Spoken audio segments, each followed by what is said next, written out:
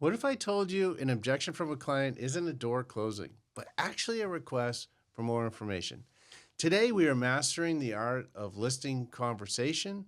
We're going to teach you how to move a client from a just looking phase to a signed contract phase using the convince, convert, close method.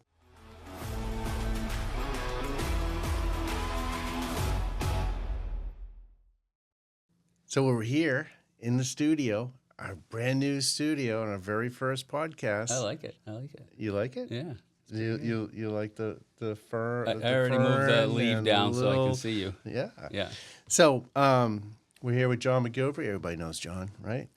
And we're going to be going through the convince, convert, close method. We're going to be going through some sales techniques. I'm excited to get this thing started. So let's kick it right off. So in the convince phase, you break it down to 3 different phases, and one is the convince phase. In the very first phase, I was looking at some sales statistics recently, and it was shocking to see that 92% of the people give up after hearing no 4 times. 4 times. Honestly, it's probably not that shocking. If you hear no 4 times, most people would give up. And we have always said that an objection is just a request for what? More information, right? Absolutely. So, and it takes you 6 no's to get to a yes. Where'd you get 6 no's? It's on the wall upstairs. Oh, yeah, it's on the wall upstairs. You're right. It's actually some psychology behind that, too. Okay. Not just on a wall. But in reality, how do you keep the agents motivated to get past the early objections? Yeah.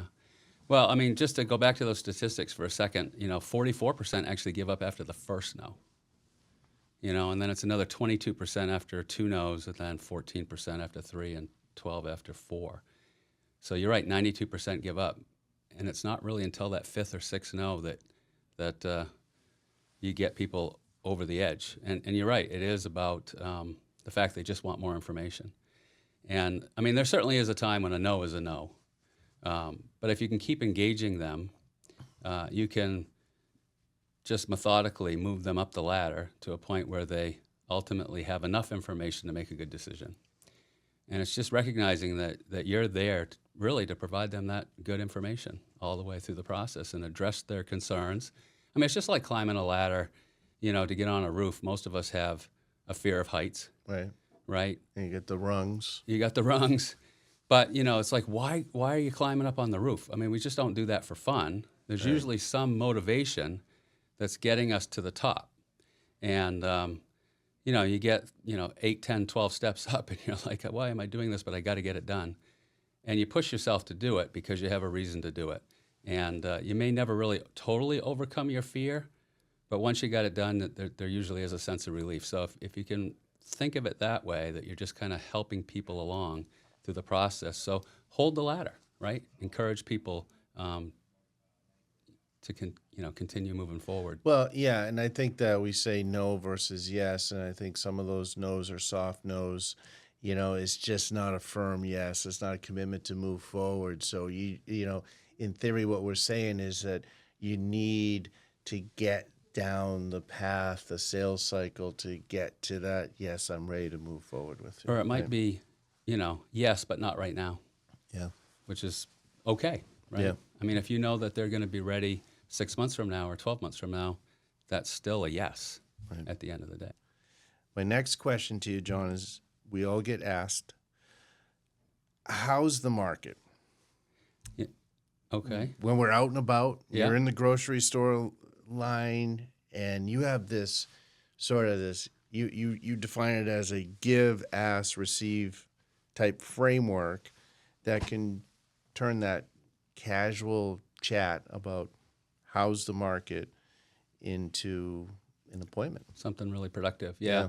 So it's funny. I was just at the lab yesterday getting my blood drawn for a physical that I have coming up. And I was wearing my logo wear. And I try to wear my logo wear wherever I go because it's a springboard for a conversation. It is. And the phlebotomist was like... Especially when you have a great name like that on your chest. I know, right? I know. And no stains on it. Yeah. But the phlebotomist looked at it and she goes, are you a real estate agent? And I was like, yeah. She says, I was kind of thinking of, about, buying a home, but I wasn't really sure, how's the market? And that's the question that you always want, because that's the springboard for a whole conversation of leading them up the ladder.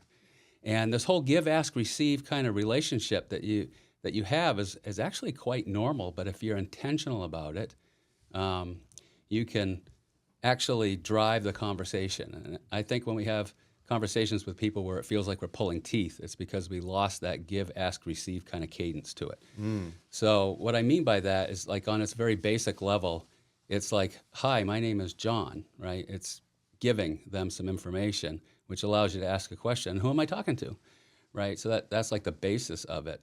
But in this particular case, she was like, how's the market? I was thinking about buying.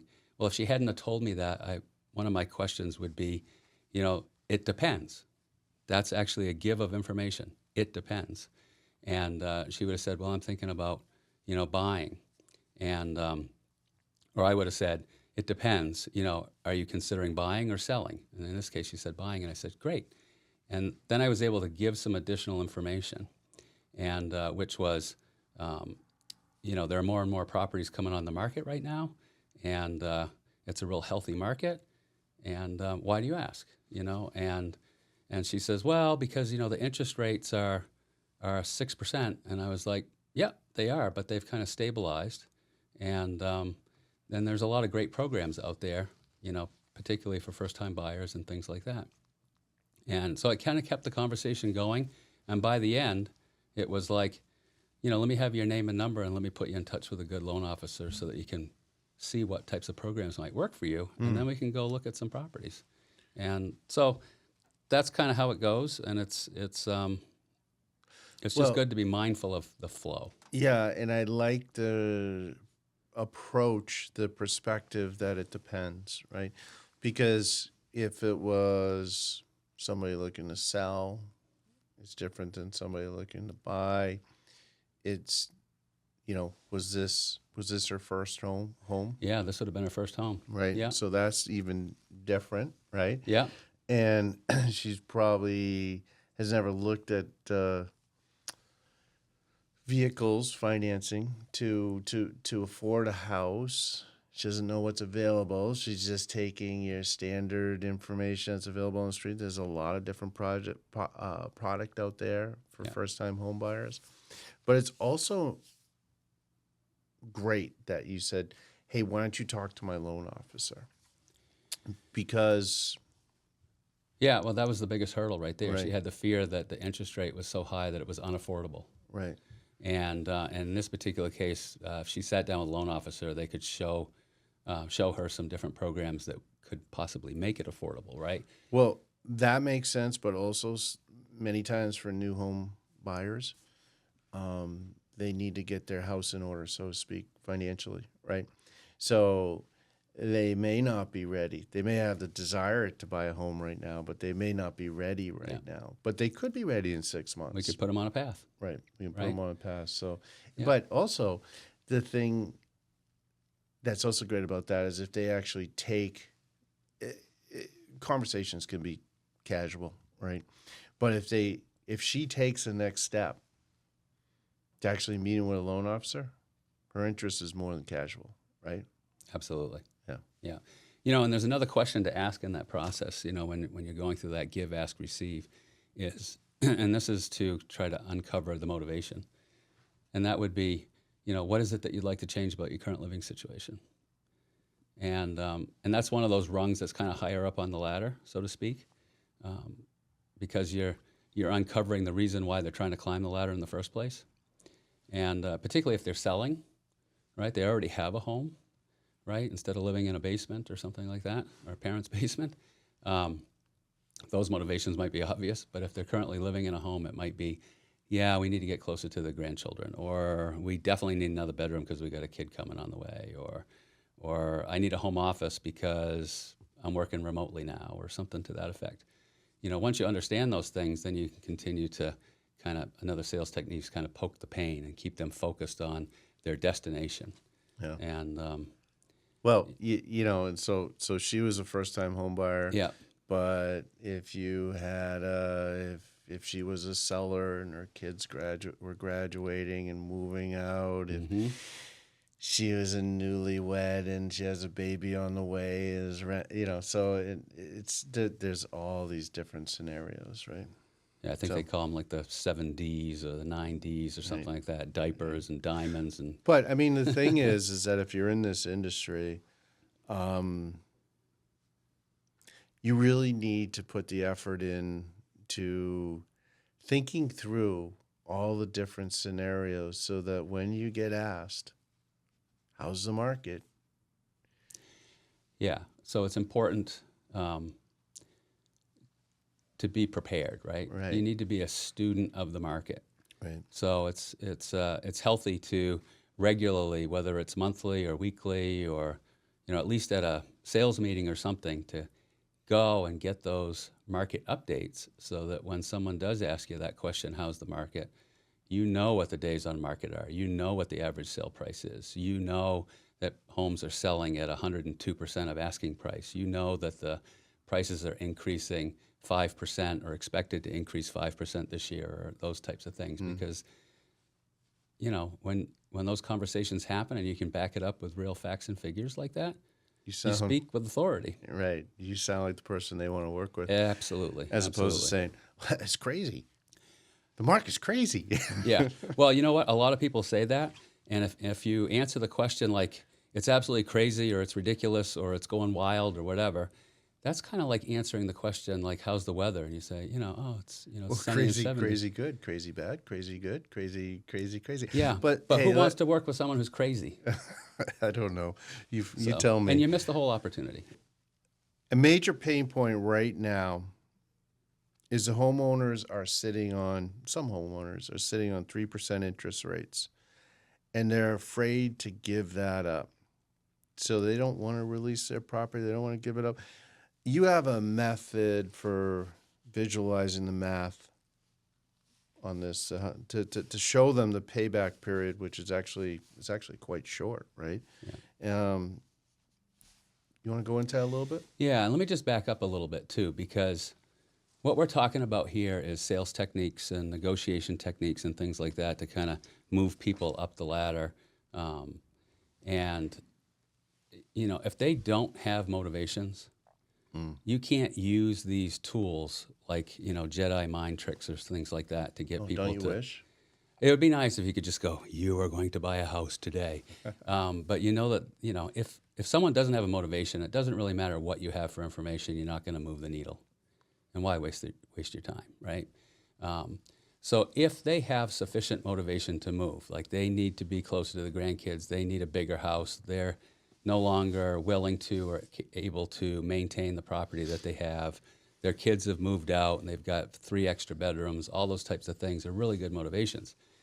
And so when they hear 6% interest rates, you know, and they've got a 3% interest rate, you know, it's kind of hard to give that up.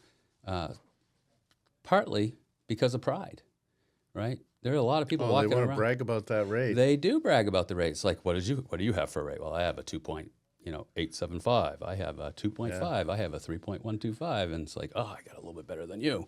And I understand the pride and bragging rights associated with that. But in reality, at some point in time, the motivation to move is far greater than just carrying that banner around. It's not going to last forever, right? So you need to be prepared to answer the question and help them over the hurdle so that they don't feel like it's a bad thing, right? I mean, the likelihood of interest rates coming back down to 3% are probably pretty low. And if they did, great. But let me ask you a question. I know you're asking me questions, but let me ask you a question. If the rates went from 6 to 5 to 4, what would happen to the market? The market would be crazy. Okay, it would be great. No, but it's true, right? But it would drive the prices up.